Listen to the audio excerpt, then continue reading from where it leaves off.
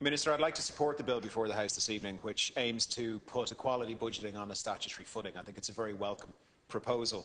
What does this mean? It means that in preparing bills relevant to the budget and other operations of public sector bodies, that the authority can give advice to those public sector bodies on how they should approach and ensure equality in their operations and in their planning. It ensures that the public bodies will have a strategy to foster equality in their operations and on wider society as a result of what they do. And it will monitor the outputs to ensure that these things are actually happening, and indeed that these organisations have the capacity to do this through further training. Equality budgeting is a sensible path for Ireland to follow, and Minister, I would say that this is an opportunity.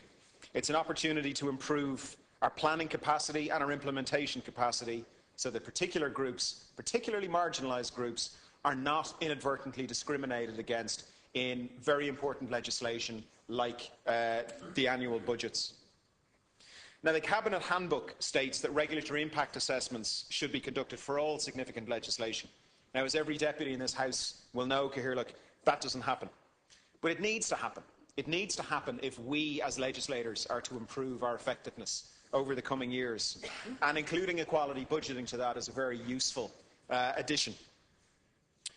I would say that there is no downside to introducing equality budgeting in Ireland and putting it on a statutory footing.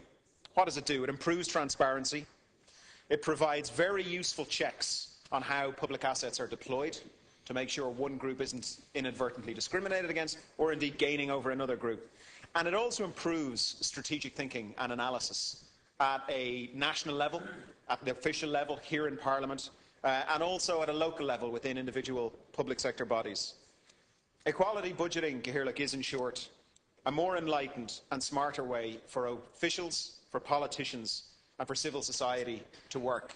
I encountered equality budgeting in the form of, or rather equality analysis in the form of gender proofing on policy work I was doing in the United Kingdom.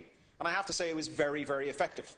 It was the first time I'd seen it. What we were proposing was put through a gender-proofing process, and it forces the mind to start thinking in different ways. It forces the mind, when you're thinking about policies, when you're looking to deploy public assets, to ensure that various groups, be it based on gender, be it based on sexual orientation, on religion, on income level, whatever it is, are included. I commend the bill to the House. Thank you.